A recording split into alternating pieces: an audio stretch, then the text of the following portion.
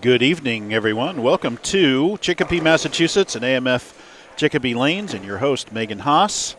NEBA number 969, New England Bowlers Association 969, only 31 away from 1,000. We are here for the match play round of 16 for the NEBA Savage Arms Open. Thanks so much to Savage Arms and their sponsorship for this event. We are here with our live stream pairs 31-2 and 33-4, and we are in your traditional NEBA single game elimination matches, and we'll run through the matches for you. 4 rounds of coverage coming up. We'll start with the round of 16, and let's start with our feature pair here on 33-4. We are looking at Roy Vandebogart against Ian Fitzpatrick, and Ian coming off a win against Justin Goodspeed. Roy coming off a win against Justin Barcombe, and here's Roy trying to make the washout, can't do it. So Roy an immediate hole on this match.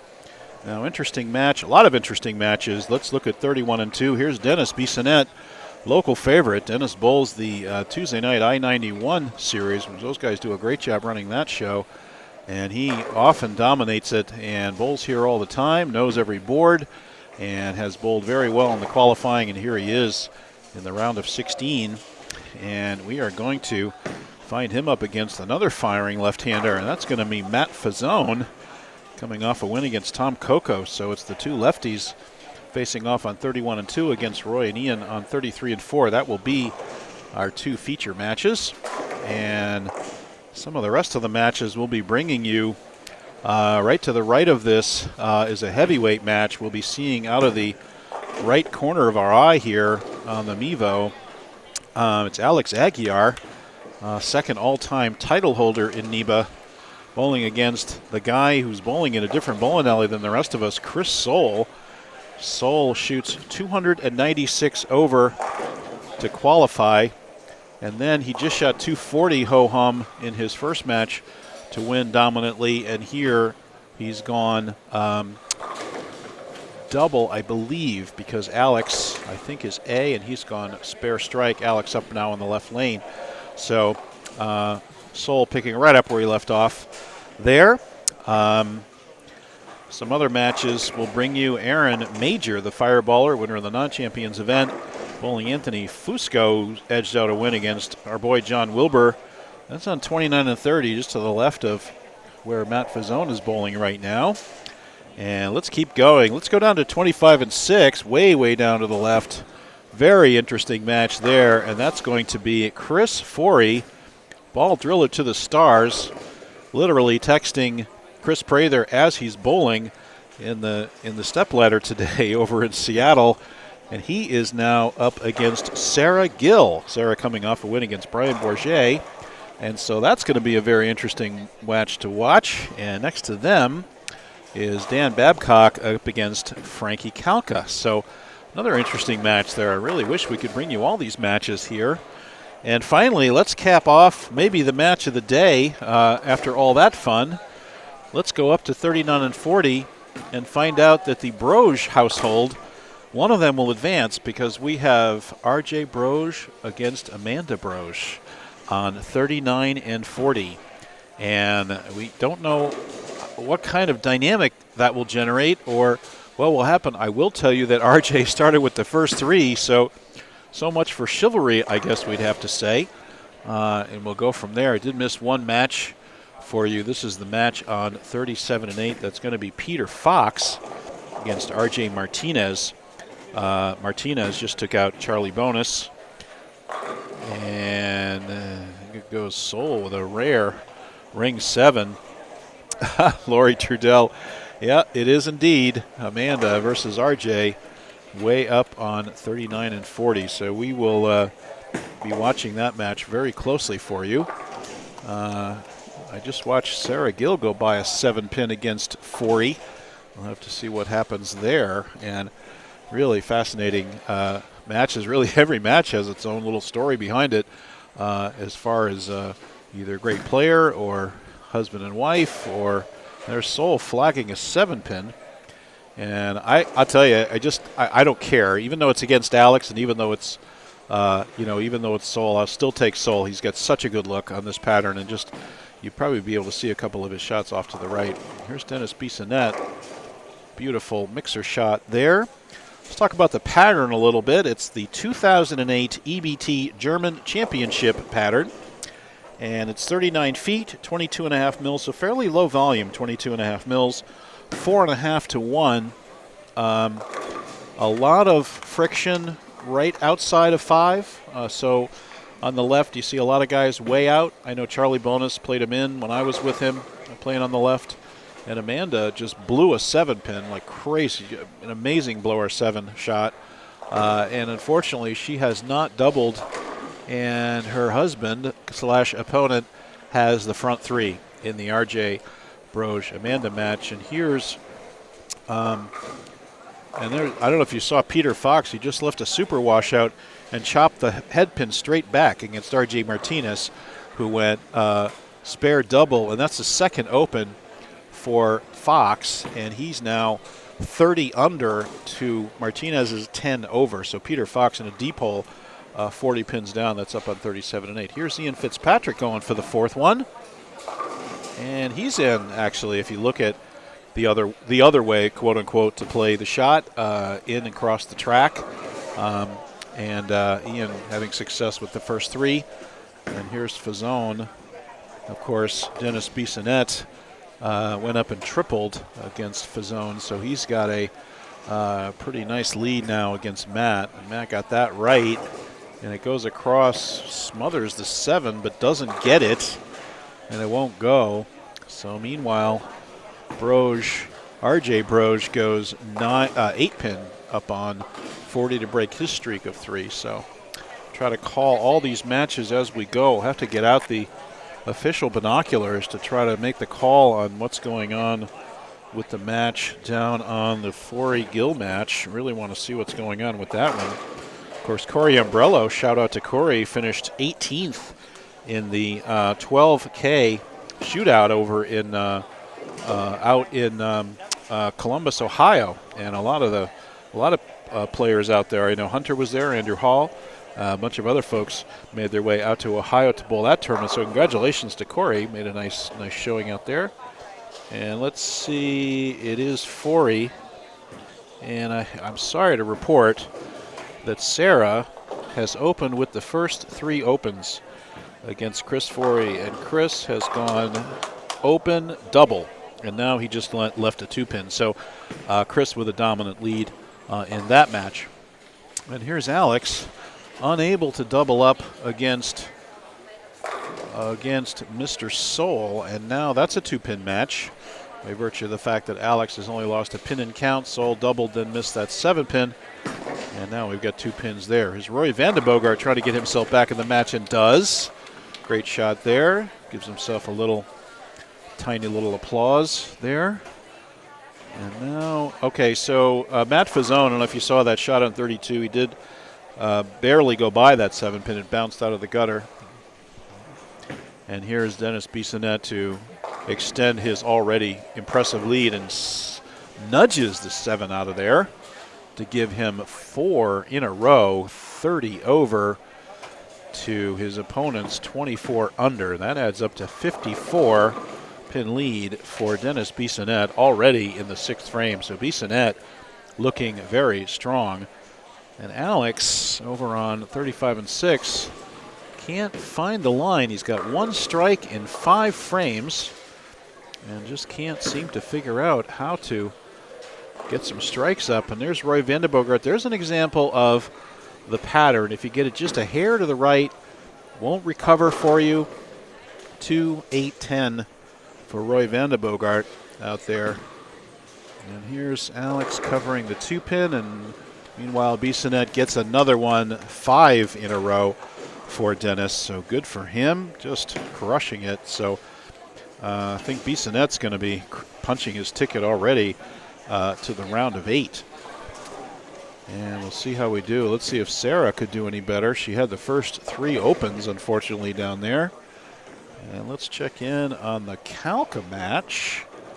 Kalka against Dan Babcock. Kalka front 3 spare strike, and Babcock with 3 opens of his own. So Kalka with a dominant lead in his match. So looking strong there. So a lot of good matches. Let's check back in with the husband and wife battle. And unfortunately, Amanda Broge clean through 5, but has yet to strike. So she's lost. I saw her leave that blower 7. She's yet to strike. She has 90 in the 5th. And then her husband / opponent has 119 pace in the 5th. So a 29-pin lead for RJ. And he's had a triple and a spare and a strike up. And then Amanda, unfortunately, just flagged that 10-pin. So I think we are going to get our answer. It looks like RJ, all he has to do is fill some good frames here, and he will advance over Amanda. That should be an interesting car ride home, any of us who are married. And I might say also, speaking of that, shout out to my wife. Today is my 34th wedding anniversary. So what do you think of that? And shout out to Kim Hall, my beautiful bride, who was so patient with me being here with you on the live stream, even though it's my anniversary. We have some fun stuff planned for the week, so we already had figured this out. So we'll see what happens there. So here's RJ, and strikes to double. So it's going to be RJ, I think, in a runaway against. Thank you very much, Carl. Yeah, really excited. 34 years of blissful marriage. And here's Sol about to go by his second 7-pin of the match. And now he's got 105 in the 6th. And Alex, and by virtue of those 2 missed 7-pins, Alex has a 13-pin lead. Thank you, Stephen Engel. Thanks, you guys. Thanks so much. I don't mean to toot my own horn, but I think it's pretty cool being married 34 years, to be honest.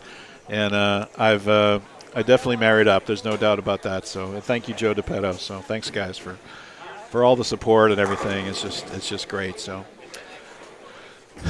now here's Bissonnette, and another slap 7 victory lap for Dennis Bissonnette. He'll be cruising on. Meanwhile, Alex, with his 13-pin lead, goes Greek Church on lane 36, and that's going to give him, at best, 102. He's going to fall behind again, even though Sol has missed 2 7-pins. He's got 105 in the 6th, Alex 93 in the 5th, with a Greek Church up. And unfortunately, if we give him 3 of these, it's going to be 101. He's going to be down by 4. Let's see what happens, unless he can somehow miraculously make it. And does not. Gets his 8. 101 4-pin lead for Chris Sol on the bench. And we'll see what happens there. Now here's Roy Vandebogart in a very, very deep hole, having split. And thank you very much for the 4-9. In fact, no thank you. So I think Roy is going to be the victim on the match right in front of us. And, of course, that is Ian Fitzpatrick. He's up against the lefty playing in. So interesting approach to the line. Ian started with a triple, hasn't been able to double since then. And we'll see. I like the outside line better, especially on the left here. There's more free hook towards the edge. And if you get it through the front and you can soft-hand it to the spot, you get a little bit of forgiveness there in the mid lane. If you move in, there's no hold. There's just not enough volume for there to be really a lot of hold, and there is OB to contend with. In fact, it's insidious. It's not really OB. It picks up just enough for the 210 split, so makes it difficult. So, and Matt Fazzone is just going to bowl this out. That's going to be the end of that. Let's check in on our extreme ends, and here's Sarah Gill. How did she do coming off the opens? She struck in the 5th, spare in the 6th. She's only got 55 in the 5th, though. Now, of course, Forey, for his part, went 9 miss. He's got 86 in the 5th, so 30-pin lead for Chris Forey. And let's check in on the Frankie Babcock match. Frankie with a triple and a double, looking strong. Babcock can go 2-0 only, so we can almost punch Frankie Kalka's ticket going forward. And let's look at the Aaron Major match. I've actually got an obstructed view of this scorecard. Aaron Major, of course, goes spare next 5, and he's going to dominate his opponent. So it is going to be Aaron Major moving on. Frankie Kalka looking like Forey, Dennis Bissonnette, Ian Fitzpatrick, Now Soul, meanwhile, has struck. It'll be R.J. Broge. Quite a few lefties are going to be in the field here, guys, and I think that's might be a symptom of the low volume and the lefties' more predilection to play out and use more of that friction towards the outside of the lane. So it looks like that's it. R.J. Martinez with a handy lead over Peter Fox, about a 40-pin lead, I'd say, in that match. So he's going to probably punch his ticket there. And the Soul Aguiar match is really the closest one. And other than that, well, R.J. Martinez, of course, as soon as I say that, goes wide right for a 1-2-4-8 combination. And let's see if he can pick that up. And meanwhile, Soul gets up and calmly doubles. And now he's got a 14-pin lead over Alex, who has a single strike in the match. He's got a Greek church. And let's see if he can figure something out in the last 3 frames here. Very unlike Alex to be so lost in the pocket. And if I know him, he's going to pull something out here in the last 3 frames and put himself right back in this match. So looks like he's moved left more. Yeah, I think he did. He moved left, he threw it out, and the ball reads immediately in the middle, goes through the beak for a 6-10. Again, he's looking for more of a puddle in the middle, cannot find it, and makes for a very challenging adjustment here when you move in and all of a sudden it hooks more. And I think that's what you see sometimes on short patterns that don't have a large puddle in the middle. So Alex cleans up the 6-10. He will need some help from Soul, but the only help Soul is giving is missing 7 pins. I can't imagine Chris missing the pocket going forward here. We'll have to see, though. And the Broge match is over. That will be R.J. Broge advancing and by a handy margin. Amanda never really able to get lined up in that match. Now let's see, the Peter Fox match. Interesting. We just had 2 opens by R.J. Martinez. We had a missed spare and another looks like a missed makeable. R.J. Martinez now with 162 in the 9th, 192 possible. Meanwhile, Peter Fox just doubled to go 148. He can go 178 out. And Alex just crumbled the bucket. He's still got 199 in the wood. And Soul right now pacing at a 190 pace. So now Peter Fox, if he can get this one, he'll force R.J. Martinez to mark in a match where R.J. had probably a 40-pin lead. And this is going to be far to the right of your screen. And this will be Peter Fox's delivery. Here he goes right now. And it's right. And give it to him. Peter Fox, 178, making the most of it. And he now forces R.J. Martinez, who has 162 in the 9th, to at least mark. And he has opened his last 2 frames. So let's see. Believe me, marks are not a given on this very tricky and challenging oil pattern. Let's see what Soul can do here. Another pretty good shot. Soul crumbles a bucket of his own to get the triple. And now the 25-pin lead over Alex. Alex 199. That's a 205 pace for Soul. Soul just needs a mark to wrap this up. And that will take care of it. Here's Peter Fox way up on 37 and 8. Unfortunately, he gets 6, but that's okay. Count doesn't matter. Martinez still needs a mark to win, and that's way up on 37 and 8. So, and here's Fitzpatrick finishing up right in front of us here on 33 and 4. And looks like Forey is wrapping things up. He's going to be one of the last ones done, which can't surprise us. Forey just put a triple together, so that's going to take care of that. Now, Soul just went high for a 6-10. Must make to win. If he doesn't, Alex can double to win. Now Martinez gets up and ho-hum rips the rack for a strike. It will be R.J. Martinez, R.J. Broge, Ian Fitzpatrick, Chris Soul, Aaron Major, Dennis Bissonnette, Chris Forey. And Soul gets up and calmly makes the 6-10. And now, count important. Soul needs 7 to shut out. On lane 35 to your right, we need a 7 count here for Soul to shut out. And a shout out to Savage Arms, our sponsor tonight. Thank you so much. And of course to all the sponsors.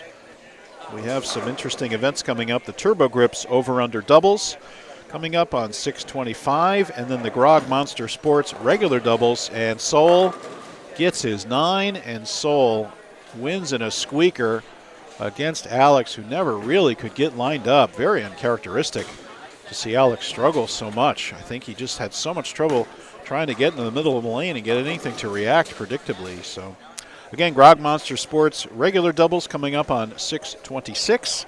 Then on July 16th and 17th, we have the Callahan's singles with 2K added from the Callahan family. And then at the end of July, get ready for this one, the Keene weekend coming up, July 30th and 31st. That's going to wrap it up for the round of 16. We will be right back for the round of 8. Thanks, everybody, for tuning in. We'll be back in about 5 minutes.